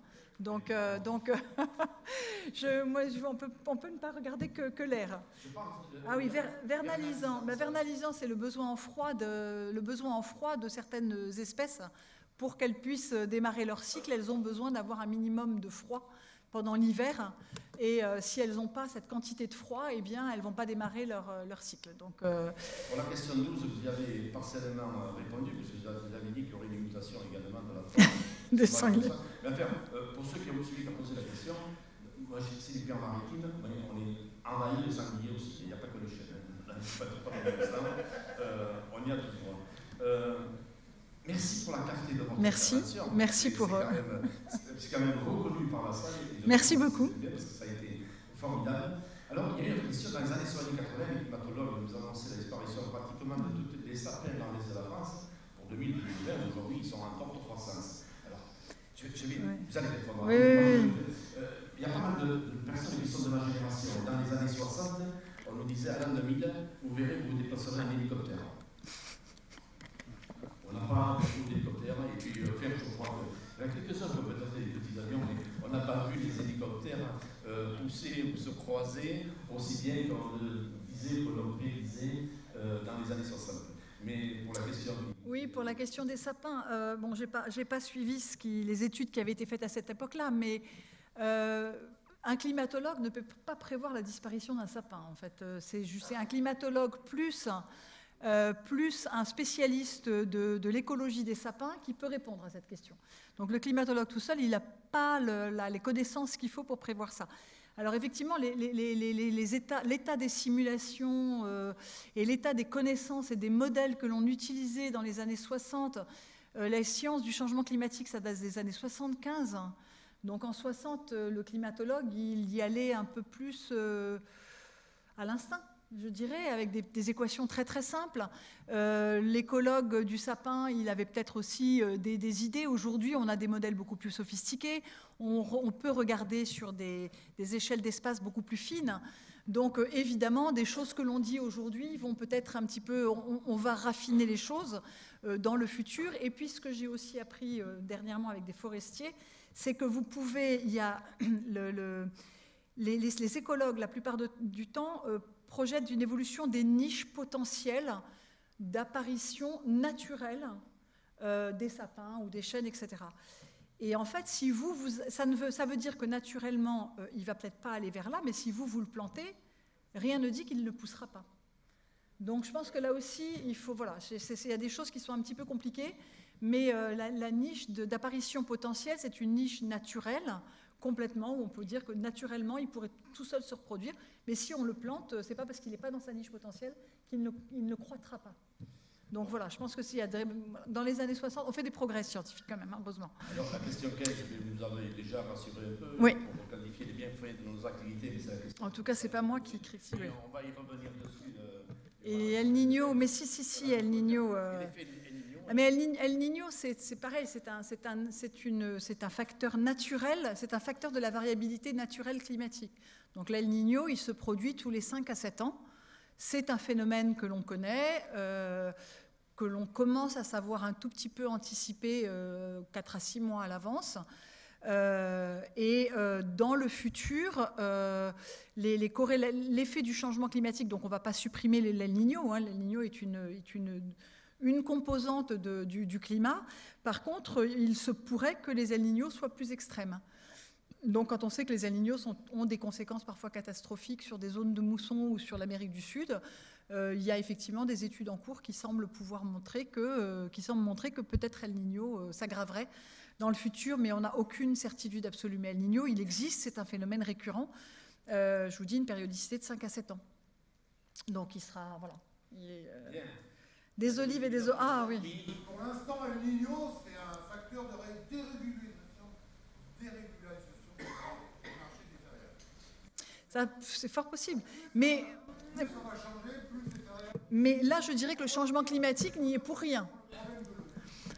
Pour produire 100 tonnes de betteraves en France, pour produire 150 tonnes de maïs en France, il faut de la chaleur, il faut de l'eau. Je sais, L'eau, oui. on a tant qu'on en dans ce pays, sur ce territoire. On a des sites, tant qu'on en veut, pour stocker de l'eau. C'est plus un problème de financement ou de subvention, c'est un problème d'autorisation. On a une minorité sur ce territoire qui empêche toute forme de développement. Et on est en train de détruire les activités agricoles et économiques du pays par une minorité qui nous empêche de développer l'irrigation sur ce territoire. Et on en a besoin. Et ça répond complètement à la problématique que vous posez sur les effets dans les prochaines années. On est capable, nous, de prévoir tout ça en amont et on nous empêche de le faire. C'est pas un problème de financement. C'est un dossier qui a évolué. C'est un dossier malheureusement sur lequel je... C'est quand même que des chercheurs, des spécialistes comme madame soient quand même au courant de la situation. Moi, je ne veux pas rentrer dans le catastrophisme à outrance, puisqu'on a des outils derrière pour répondre à ces problèmes. C'est un dossier qui évolue et les gouvernements changent. Il y a d'autres écoutes, mais il y a toujours des freins et on le comprend. Et c'est vrai que si on pouvait faire des rétentions d'eau un peu partout, ça résoudrait pas mal de problèmes et ça ne remettrait pas en cause l'hygrométrie des terrains et également il n'y aurait pas une pénurie d'eau dans les ressources souterraines. Mais ça c'est plus politique qu'autre chose. Les olives et les oranges, quand dans le sud-ouest, on pourrait construire ça ensemble. on a pas mal de choses. Oui. Le magnétisme, l'électricité, ordinateur, les robots, tout ça réchauffe le climat, nos modes de vie, comment les changer. Eh ben là c'est des choix. Je ne suis pas le climatologue qui va vous répondre. Hein. Moi, je ne suis que climatologue. Mais voilà, oui, effectivement, je pense qu'il faut que chacun, on adapte nos modes de vie. On passe au plus. Alors, il est 4 heures. Vous voulez encore faire un peu de questions ou... Oui, une question. Faites attention, c'est un dur. Je voulais juste vous poser la question concernant la fin dans le monde. Quand je parle de la fin dans le monde, c'est fin FAIL. Oui. Quand on regarde ce que vous nous avez présenté, les graphiques, vos commentaires, même si on s'aperçoit qu'il y aura un déplacement pour certaines productions dans d'autres pays du monde, on est quand même en droit de se poser la question justement sur la fin dans le monde. Peut-être que vous avez des arguments aujourd'hui, peut-être pas. On en est 6 milliards et quelques d'individus dans le monde aujourd'hui. En 2050, on va être 9 milliards ou plus. C'est ce qui est prévu. On peut quand même se poser la question, tout à fait. quand on voit la carte sur la France, la carte sur l'Europe et la carte sur le monde, comment va-t-on faire avec les rendements que l'on a aujourd'hui, avec les catastrophes que l'on connaît, pour pouvoir nourrir ces 3 milliards d'individus supplémentaires. Tout à fait. Ce sont des questions extrêmement importantes auxquelles, effectivement, il y a maintenant en ce moment des gens de la FAO, l'organisme international sur l'alimentation, et les climatologues qui travaillent dessus. Donc moi, je suis ça d'un petit peu loin. Je pense que la difficulté qu'on a là, c'est que même sans changement climatique, ou même avec le changement climatique, le problème de la faim dans le monde n'est pas qu'un problème de climat. D'accord ? C'est un problème de répartition des richesses, c'est un problème de... Voilà, donc alors il faut prendre en compte... le facteur changement climatique, puisque vous avez des zones qui souffrent aujourd'hui et qui vont souffrir encore plus demain, et qui sont malheureusement les zones qui sont déjà peu productives. Donc du coup, je pense qu'il faut s'y attaquer. Il ne faut pas éloigner le problème du climat, mais il ne faut pas non plus... Et je pense que c'est un peu la dérive vers laquelle... le sentiment que moi j'ai, c'est que finalement, on remet tout sur le dos du climat et on en oublie que le problème à la base, c'est qu'en fait, on a déjà tout ce qu'il faut pour nourrir la population entière de l'humanité et que c'est un problème de répartition. C'est un problème de régime alimentaire et c'est un problème de répartition. Et se cacher derrière le problème du changement climatique, ça me gêne un peu. Voilà. Donc je pense que c'est un problème qui est extrêmement complexe, mais qui n'est pas qu'un problème de climat. Et il ne faut pas que le climat, peut-être comme pour d'autres questions, hein, le climat peut avoir tendance à occulter d'autres questions, parce que ça évite de répondre à des questions qui sont aussi embêtantes et auxquelles on n'a jamais su répondre jusque-là. Pour finir avec les SMS, après je reviens à François. Si vous ne parlez pas aux climato-sceptiques qui va leur Alors, parler, c'est-à-dire... Non, mais en fait, quand je dis climato, si, bien sûr que... Alors, il y a plutôt... il y a eu toute une période de débat climato-sceptique. Alors, aux États-Unis, on a des collègues qui ont monté des blogs et qui ont monté des forums. Et le problème du climato-sceptique, c'est que ce n'est pas un problème de connaissance, c'est un problème de foi et de croyance. Et quand vous êtes face à quelqu'un qui n'est pas rationnel, il y a un moment où de toute façon, ça ne sert plus à rien. Donc les collègues américains qui ont commencé à faire ça n'ont fait plus que ça. Voilà. En France, on a eu une approche qui a été complètement différente. Donc ça a été un débat au niveau de l'Académie des sciences. Et donc il y a eu un livre qui a été écrit par l'ensemble des climatologues, qui a été cofinancé par l'Académie des sciences, par l'ADEME, par le CNRS, etc. Et il y a eu... comment c'est pas ça, un climatologue? Mais vous n'êtes pas sérieux, vous ne me laissez pas aller au fond. Bravo. On n'a pas dit, mais elle a droit à un joker. Et donc, du coup, voilà, donc le climato-sceptique, donc en fait, la France a décidé, au lieu de répondre au coup par coup et au tac au tac, a décidé de faire un livre qui est abordable et qui est lisible par des non-initiés, qui explique les méthodes par lesquelles on reconstruit le climat du passé, on anticipe le climat du futur, les incertitudes, les questions que l'on a, les certitudes aussi. Et donc, tout est dans un livre, et donc maintenant, on renvoie là-dessus. De temps en temps, ça n'empêche pas qu'il y ait des débats, mais je pense qu'il y a un moment où, un peu comme avec tout sceptique, encore une fois, si ça relève de la croyance et non pas des faits avérés, quand ce sont des scientifiques qui refusent de voir les faits et qui nous opposent des faits qui n'en sont pas, il y a un moment où il faut arrêter, enfin, je pense qu'il faut arrêter, il faut continuer, il faut travailler, il faut avancer. Sinon, on parle, mais on n'avance pas. Voilà. Donc, comment se déplace un climatologue? C'est vrai que c'est... Bon, alors, le plus souvent, je suis en vélo, hein, parfois même pour aller au bureau, qui est à 15 km de chez moi, je prends mon vélo. Mais c'est vrai que là, je suis venue en avion et j'ai honte. Mais c'est une très bonne question, c'est un débat. C'est un débat, en fait, il faut vous dire que dans notre laboratoire, où on a quand même, c'est vrai que le climatologue a beaucoup de... Et notamment, on a l'une de nos chercheurs qui dirige le GIEC, le groupe intergouvernemental pour l'étude du changement climatique. Et donc, elle a mis en place des stratégies de compensation carbone, c'est-à-dire que sur le plateau de Saclay, avec l'aide des agriculteurs, nous allons stocker l'équivalent de ce que nous émettons avec tous nos déplacements. Voilà. Donc on essaye de trouver des solutions.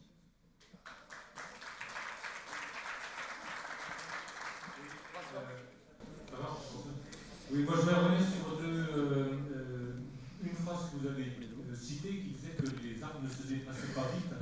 Je ne suis pas tout à fait d'accord avec ça, c'est forestier. Hein. D'accord. Les arbres se déplacent vite, ce qui ne se déplace pas vite, c'est les vieux arbres. Mais les jeunes arbres s'installent très très vite dans les nouveaux peuplements. Oui. Il n'est qu'à voir les évolutions oui, aux tempêtes qu'on a eues en 2000. Il n'est qu'à voir ici en Corse le repeuplement forestier après un incendie. Ça va très très vite. La forêt est résiliente, enfin, elle se redéveloppe très très vite sur le site. Par contre, effectivement, avant qu'un arbre devienne vieux, ça prend beaucoup de temps. Mais ça, c'est lié à la nature même de l'arbre. Mais est-ce que vous êtes d'accord sur le recouvrement de niches entre des agresseurs et des arbres, par exemple, qui se retrouvent alors que jusqu'à présent, finalement, l'évolution du changement climatique était suffisamment lente pour qu'ils ne se recouvrent jamais. Et aujourd'hui, il y a quand même on voit des niches d'espèces d'arbres et de prédateurs qui n'existaient pas autrefois. Et... Ce que je voudrais aussi, c'est que les prédateurs ou les maladies ou les champignons, les bactéries, ils ne bougent pas tout seuls. Bien souvent, ils bougent aussi grâce avec à des vecteurs. Oui, oui, c'est vrai. C'est vrai. Oui. En parlant des arbres, la disparition des orgues en France, qui sont apparus, donc qui sont morts de la graphiose. La graphiose, c'est une maladie qui est venue à l'aide de caisses en bois qui venaient des États-Unis. Aujourd'hui, c'est la calarose qui est en train de détruire le frêne dans notre pays, se développe aussi vite. C'est parce que tout circule. Tout à fait, oui, je suis d'accord. C'est pas la nature qui fait circuler, même si la nature aussi, elle véhicule les maladies, les prédateurs, mais l'économie, la mondialisation a accéléré tout ça. Et pour vous, oui, je suis d'accord avec vous, mais je pensais qu'il y avait un facteur climatique quand même non négligeable. Vous avez l'air de le questionner, en tout cas. Non, mais c'est intéressant, parce qu'en tout cas, sur les oiseaux, les papillons, etc., on voit bien enfin, je veux dire, c'est observé, et il y a des choses très, très différentes qui sont en train de se produire liées au climat. C'est sûr qu'un rongeur à 4 pattes court plus vite qu'un arbre avec ses racines. Merci. Mais alors après, Je suis d'accord. l'autre point que je voulais soulever, était de mettre un peu en corrélation plusieurs schémas. Vous avez donné une somme considérable. Oui, vous aurez... bien sûr. Des chiffres partout, avec même des fois des termes qu'on ne comprenait pas. Tout à fait, oui, je suis désolée. C'est pas grave. Ce que je voudrais simplement, c'est que pour illustrer un peu la mondialisation en fait, de ces phénomènes et le fait que si on pollue quelque part, c'est pas forcément là que se marquera les effets du changement climatique. Oui. Vous avez cité au départ les événements extrêmes. Vous avez dit que dans le nord-ouest de l'Australie, il y avait de plus en plus de sécheresse énorme. Après, vous avez montré un schéma où on trouvait que l'influence de l'homme sur le changement climatique était particulièrement prégnant. Et quand on regardait le même schéma qui parlait d'Australie aussi, on voyait que l'influence de l'homme était importante. Et pourtant, le nord-ouest de l'Australie, c'est une partie du monde qui est très, très peu peuplée. Bien sûr. Vous avez... Vous avez vraiment raison. Autrement que par la globalisation des effets, cette conséquence. Non, mais vous avez tout à fait raison. En fait, aujourd'hui, le problème que l'on a, c'est la montée du niveau des mers et des zones insulaires qui sont déjà en train de souffrir de migration climatique et de perte de territoire, alors qu'ils n'y sont strictement pour rien, parce que c'est vraiment pas des populations qui consomment énormément et qui sont très polluantes. Donc on a un vrai problème, et ça c'est effectivement, ça s'est transmis par les océans, l'atmosphère, les glaces. Donc effectivement, vous avez raison, le lieu émetteur de problèmes, qui est plutôt nos pays très développés, n'est pas forcément le lieu qui souffre le plus aujourd'hui. Et c'est vrai que c'est important de parler de cette délocalisation, d'une certaine manière, des problèmes. Et c'est tout, mais c'est aussi la patate chaude que se renvoient les décideurs qui, voilà, c'est pour ça que certains voulaient établir le principe de pollueur-payeur en disant finalement, effectivement, parce que le pollueur n'est pas forcément celui qui va voir, mis à part les problèmes de pollution de ville que l'on ressent instantanément, mais sur la partie changement climatique, c'est effectivement pas les zones émettrices qui sont celles qui souffrent le plus. Ça, vous avez tout à fait raison, oui. C'est une façon on va passer au quiz. Alors, donc l'idée, c'était, bon, voilà, j'avais jamais fait ça, donc ça m'amusait aussi. C'était de commencer à repérer, donc j'ai commencé à dialoguer avec des agriculteurs en Île-de-France, parce que je pense que la chose qui est importante, c'est qu'on puisse vous fournir des analogues de ce qui va se produire dans le passé. C'est-à-dire, quels sont les événements du passé que vous avez connus. Si l'on arrive à démontrer que ces événements du passé sont liés au changement climatique, on peut peut-être vous dire combien de fois dans le futur ils vont se reproduire, avec quelle fréquence. Donc si je vous dis que 2003, ça je peux vous le dire avec certitude, va devenir un été normal en France à partir de 2030 ou 2040, 2003 va devenir notre été normal français, ça vous parle certainement beaucoup plus que si je vous dis qu'on aura 1,5 degré de température supplémentaire en France en 2040. Voilà, donc l'idée c'était de travailler à partir de là et de commencer déjà pour moi à isoler des années, à ensuite rentrer dans ces années-là en disant qu'est-ce qui a été impactant, qu'est-ce qui a été difficile, est-ce que c'est l'hiver, est-ce que c'est l'été, voilà.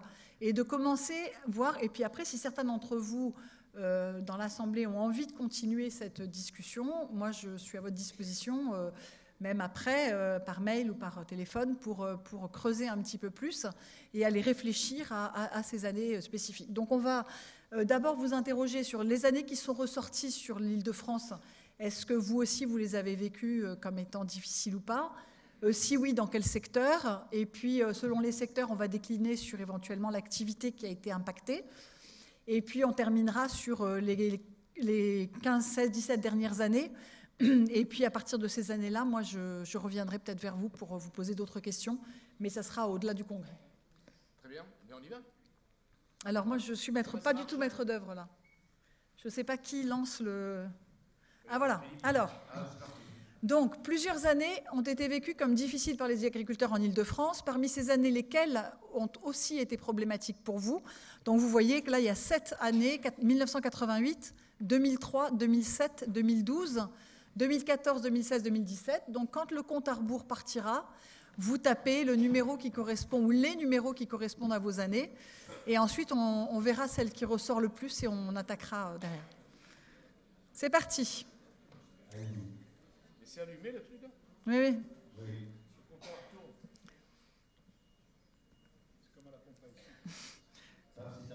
Oh, dis non, c'est pas beaucoup. 2003. Ben, je ne sais pas pourquoi je n'aurais parié sur 2016, mais vous n'êtes pas très nombreux à avoir voté. Bon, on va prendre 2003. On passe à la question 2. Donc, normalement, l'opérateur doit rentrer l'année 2003. Bon, c'est pas grave. Pour l'année 2003, la XX, c'est 2003 qui est sortie. Hein. Donc, pour l'année 2003, pour laquelle la majorité d'entre vous a exprimé un parcours difficile, quel est le secteur qui a le plus souffert? L'agricole, l'exploitation forestière, le reboisement forestier ou autre? Non, mais vous êtes, ça n'a pas démarré là, si? Ah bon. Ah oui, c'est parce que c'est vert, d'accord. On a plus de réponses que tout à l'heure. En fait, ah oui, on passe de 20 à 90, là, c'est quand même pas mal. Dans notre niveau, oui, on n'est pas...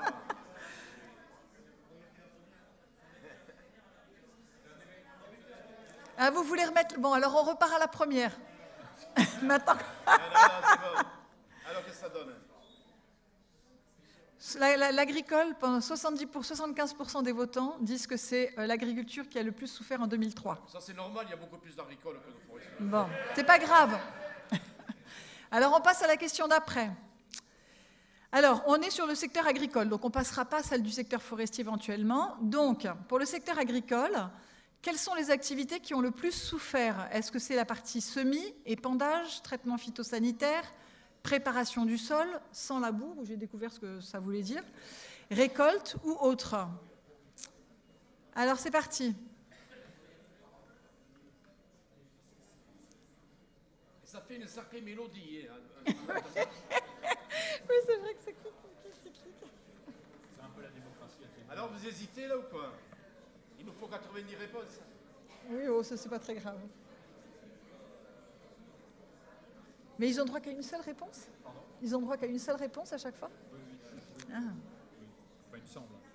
On expérimente aussi, vous savez. La méthode expérimentale, c'est toujours... Il y a une introduction à la méthode expérimentale.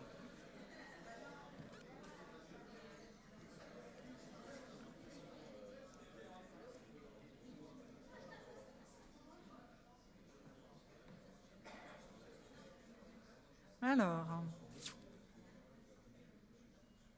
la récolte.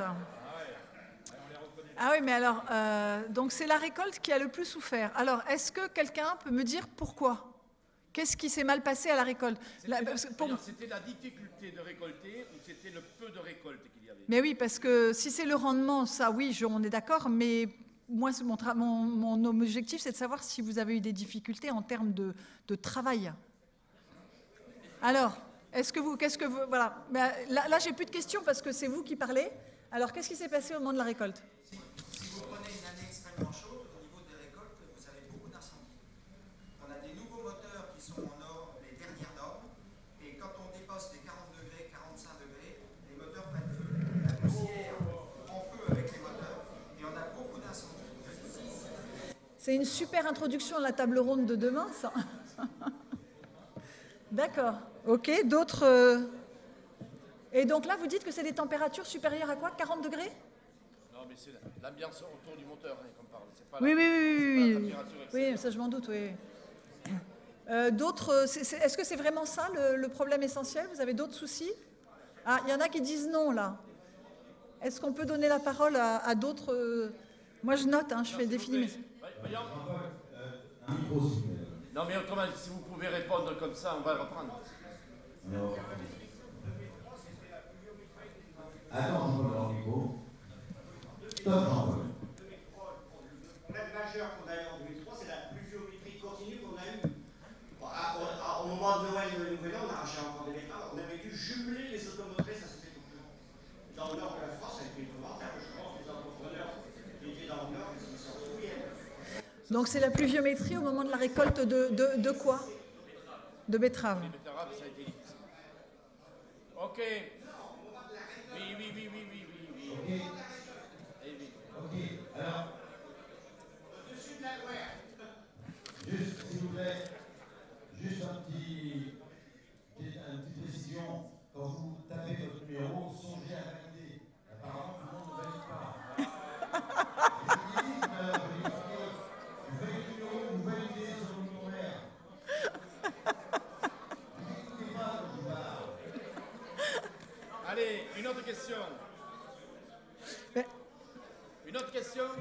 Non.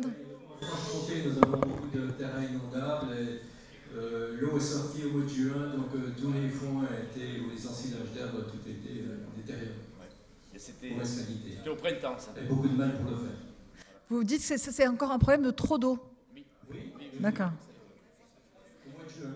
Trop d'eau en juin. C'est des cas particuliers de la région où ils sont. Dans une autre région, ce n'était pas le cas. Mais je me souviens, j'y suis allé et c'est vrai, c'était inondé. Oui, chez nous, on est développé.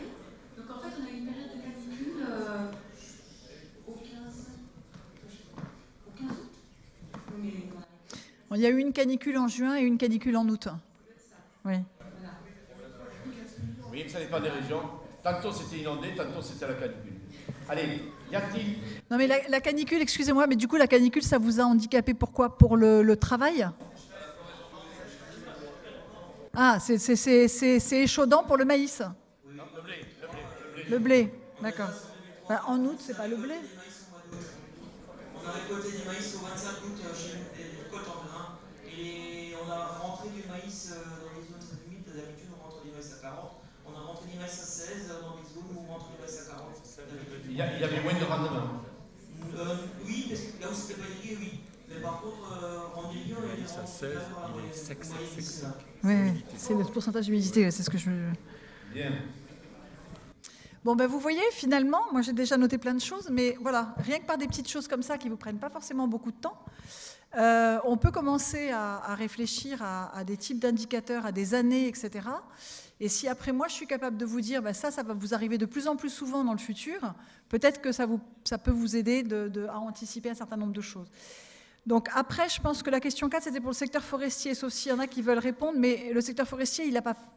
Vous avez dit qu'il n'avait pas souffert? Oui, mais du coup, vous voulez répondre quand même? Ou on passe après? Mais non, mais attendez, laissez les forestiers répondre. Mais ils étaient que 3%. Mais allez, les 3% de forestiers. Alors c'est 2003, hein. On est toujours sur l'année 2003. Oh, bien sûr. Et les agricoles, vous ne pouvez pas donner un coup de mer, là? Et c'est pas une compétition, hein. C'est le point 1 où on a mis les difficultés. C'est pas une compétition.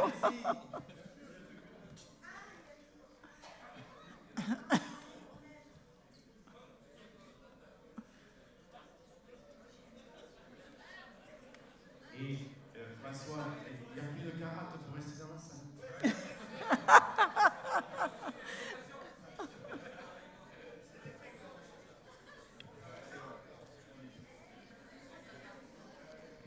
Alors voyons.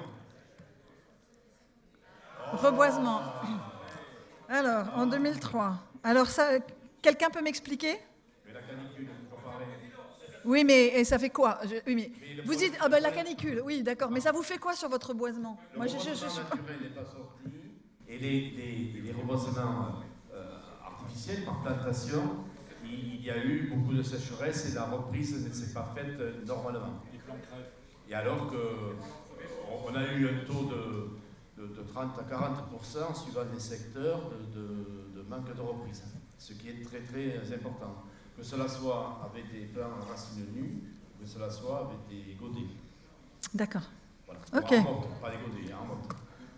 Ok. Voilà. C'est pour vous expliquer, vous qui avez appuyé sur... C'est vous qui leur avez dit, vous tapez tous reboisement, c'est ça? Vous avez remarqué? Oui. Ah oui, qui me suit, c'est formidable. Bon, allez, maintenant, on va passer... voilà, donc là, vous allez avoir 2 fois, parce qu'on peut mettre que 9 réponses à chaque fois. Donc là, vous avez les années. Donc là, vous pouvez rentrer plusieurs années. D'accord? Quelles sont les années qui ont été les plus problématiques depuis l'an 2000? Donc on va aller de 2000 à 2017, parce qu'ensuite, après, moi, je reviendrai. Si ça vous amuse, je vous enverrai un petit questionnaire après la conférence. Et après votre réunion, vous ferez tranquillement chez vous. Et puis comme ça, on peut commencer à interagir. Et après, moi, je peux me repartir avec ma petite dose de travail.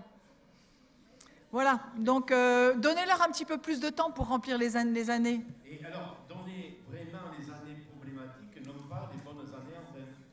Oui, on peut faire 2 fois. On peut faire les bonnes et les mauvaises années. Mais là, c'est les mauvaises années. Il faut mettre l'ensemble des chiffres, l'ensemble des réponses est validé une fois. Alors, on met l'ensemble des réponses. Vous mettez 34 si vous voulez répondre pour 2002-2003 et vous validez par la suite. Ne faites pas 1 validé, 2 validé, c'est pour ça.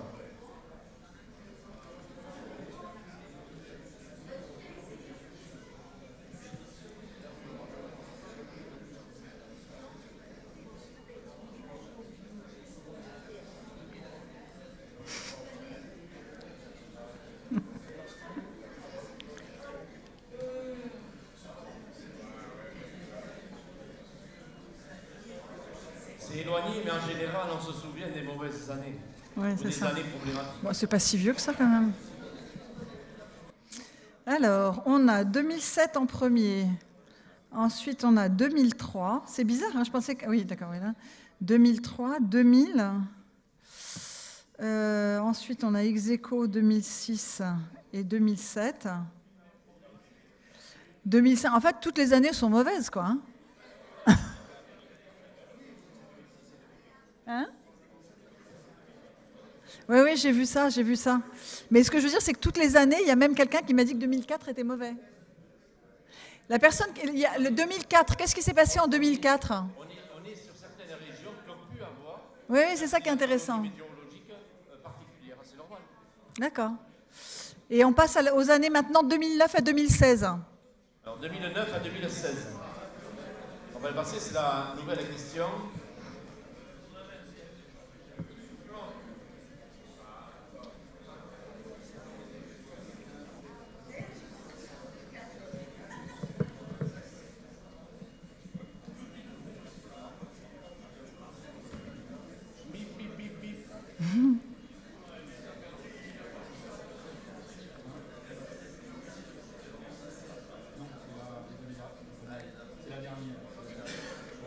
Mais oui, c'est fini après. Non, non, c'est la dernière. C'est juste que je pars avec mon petit lot d'années. Il y a un monsieur qui peut vous poser des questions aussi. Ben c'est bon, on est dans les temps. Oui. Non, mais il faut suivre le temps parce que moi je vais terminer. Ah, c'est bon là. 7, 6, 5, 4, 3, 2, 1, top. Alors, est-ce que 2016 ressort? Oui, alors là, 2016, waouh. 2016, 2012. Après, on a 2013, 2017 et 2009. Voilà. Bon, eh bien voilà, c'était juste, je pense qu'on a... Ah oui, il y a peut-être une autre question, et puis après on va... Et ensuite, on va terminer là. Voyons. Il y a un micro qui était...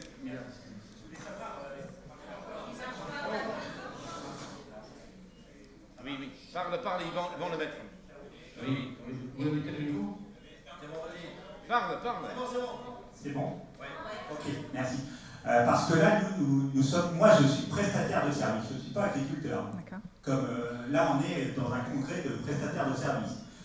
2003, pour moi, ça a été une très bonne année. Économiquement, on a eu des difficultés au niveau de la météo, effectivement, pour les productions. Mais en tant que prestataire de service, moi, ça a été une année claire et limpide. J'étais en vacances le 15 août.